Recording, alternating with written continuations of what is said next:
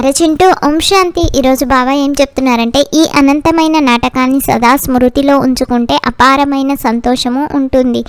ఈ నాటకంలో ఎవరైతే అనన్యమైన మంచి పురుషార్థులుగా ఉంటారో వారికి పూజ కూడా అధికంగా జరుగుతుంది. అన్న ఓం శాంతి అన్న. ఈరోజు బాబా ప్రశ్న ఏమడుగుతున్నారంటే, ప్రపంచంలోని అన్ని దుఃఖముల నుండి ముక్తులుగా చేసే స్మృతి ఏది? హర్షితంగా ఉండేందుకు యుక్తి ఏమిటి? ఇప్పుడు మనము భవిష్య నూతన ప్రపంచంలోకి వెళ్తున్నాము అనే స్మృతి సదా ఉండాలి.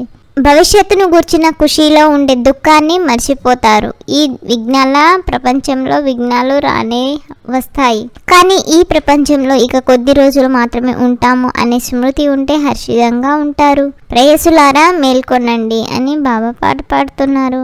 అరచింటూ తండ్రి చెప్తున్నారు, ఎన్ని విఘ్నాలు వచ్చినా ఈ రోజు లక్షాధికారిగా ఉండే రేపు భిక్షాధికారిగా అయినా మీరు భవిష్య ఖుషీలో ఉండాలి కదా. ఇది రావణుని ఆసురీ ప్రపంచము. నడుస్తూ నడుస్తూ ఏదో ఒక విఘ్నము వస్తుంది. ఈ ప్రపంచంలో ఇది కొద్ది రోజులు మాత్రమే ఉంటాము, తర్వాత మనము అపారమైన సుఖములోకి వెళ్తాము. బాబా చెప్తున్నారు, నిన్న నేను నల్లగా ఏమీ తెలియని పల్లె పిల్లవాడిగా ఉండేవాడని. ఇప్పుడు తండ్రి వచ్చి మనకు జ్ఞానము ఇచ్చి సుందరంగా పవిత్రంగా తయారు చేస్తున్నారు అన్న. బాబా చెప్తున్నారు, నేను భారతదేశమునే స్వర్గంగా అనగా ధనవంతంగా చేశాను, మళ్ళీ రావణుడు నరకంగా చేశాడు. ఇప్పుడు పిల్లలైన మనము తండ్రి సన్ముఖంలో కూర్చొని ఉన్నాము గృహస్థ వ్యవహారాలలో.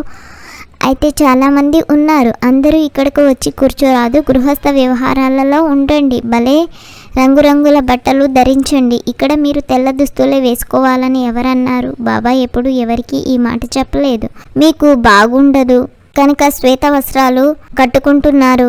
ఇక్కడ భలే మీరు శ్వేత వస్త్రాల గురించి ధరించి ఉంటారు, కానీ రంగు వస్త్రాల ధరించువారు ఆ డ్రెస్లో కూడా చాలా మంది కళ్యాణం చేయగలరు. మాతలు తమ పతులకు కూడా పవిత్రంగా తయారు అవ్వాలని భగవంతుడు చెప్పారు అని అర్థం చేయిస్తారు. దేవతలు పవిత్రంగా ఉంటారు, అందుకే వారికి తల వంచి నమస్కరిస్తారు. పవిత్రంగా అవ్వడం అయితే మంచిదే కదా. ఇప్పుడు ఈ సృష్టి అంతమవుతుంది అని మనకు తెలుసు. ఎక్కువగా ధనం ఉంచుకొని ఏం చేస్తారు? ఇవాళ రేపు ఎన్నో దొంగతనాలు దోపిడీలు జరుగుతున్నాయి. లంచగొండితనం ఎంతో పెరిగిపోయింది. ఇప్పటి కొరకి ఒక గాయనం కూడా ఉంది, కొంతమందిది మట్టిలో కలిసిపోతుంది, భగవంతుని పేరుతో ఖర్చు పెడితే సఫలమవుతుంది. ఆ భగవంతుడు ఇప్పుడు మన సన్ముఖంలో ఉన్నారు. తెలివైన పిల్లలు తమ సర్వస్వము భగవంతుని పేరుపై సఫలము చేసుకుంటారు. అరచింటూ తండ్రి చెప్తున్నారు, తండ్రినైనా నన్ను స్మృతి చేయండి, అందరికీ దారి చూపండి, సాధారణంగానే ఉండండి, సాధారణంగానే తినండి, అప్పుడప్పుడు శ్రద్ధ కూడా చూపించబడుతుంది. బాబా నేను ఏ బండారము నుండి తిన్నానో అదంతా మీదే అని అంటారు. ఇప్పుడు నిమిత్తంగా ఉండండి అని బాబా చెప్తున్నారు. బాబా ఇదంతా మీరు ఇచ్చిందే అని భక్తి మార్గంలో మాట వరుసకు అనేవారు. ఇప్పుడు నేను మీ సన్ముఖంలో ఉన్నాను, నేను కూడా ట్రస్టీగా అయ్యి మళ్ళీ మిమ్మలను కూడా ట్రస్టీగా తయారు చేస్తాను. ఏ పని చేసినా నన్ను అడిగి చెయ్యండి. బాబా ప్రతి విషయంలో సలహా ఇస్తూ ఉంటారు.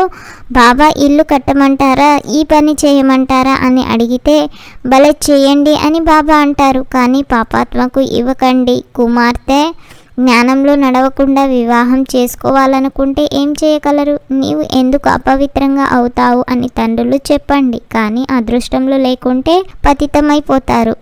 అనేక రకాల కేసులు కూడా జరుగుతూ ఉంటాయి. పవిత్రంగా ఉంటున్న మాయ చెంప దెబ్బ తగులుతూనే చెడిపోతారు. మాయ చాలా ప్రబలమైనది. పవిత్రంగా ఉన్నవారు కూడా కామానికి వశమవుతారు.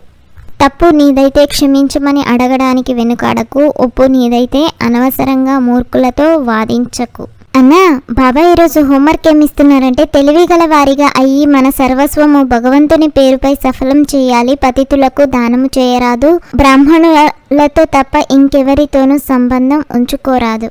బుద్ధి అనే జోలకు జ్ఞానం కారిపోయే రంధ్రము ఏది ఉండరాదు. అనంతమైన తండ్రి అనంతమైన వారసత్వం ఇచ్చేందుకు చదివిస్తున్నారు అనే గుప్త ఖుషీలో ఉండాలి. తండ్రి సహనం దయా హృదయులుగా అవ్వాలి. అరచింటూ బాబా ఈరోజు వరదానం ఏమిస్తున్నారంటే, సంపన్నత ద్వారా సంతుష్టతను అనుభవం చేసే సదా హర్షిత విజయీ భవ. ఎవరైతే సర్వ ఖజానాలతో సంపన్నంగా ఉంటారో వారే సదా సంతుష్టంగా ఉంటారు. సంతుష్టత ఉంటే సంపన్నత. ఎలాగైతే తండ్రి సంపన్నంగా ఉన్నందున వారి మహిమలో సాగరము అనే శబ్దాన్ని ఉపయోగిస్తారు. అలా పిల్లలైన మనం కూడా మాస్టర్ సాగరులుగా అనగా సంపన్నంగా అయితే సదా సంతోషంగా నాట్యం చేస్తూ ఉంటాము. లోపల సంతోషము తప్ప ఇతర ఏదియూ రాజాలదు. స్వయము సంపన్నంగా అయినందున ఎవరితోనూ విసుగు చెందము. ఏ విధమైన చిక్కులు లేక విఘ్నాలు వచ్చినా అది ఒక ఆటగా అనుభవం అవుతుంది. సమస్య మనోరంజనానికి ఒక సాధనంగా అయిపోతుంది. నిశ్చయ బుద్ధి కలవారిగా ఉన్నందున సదా హర్షితంగా విజయిగా ఉంటాము. నాజూకు పరిస్థితులలో భయపడకండి.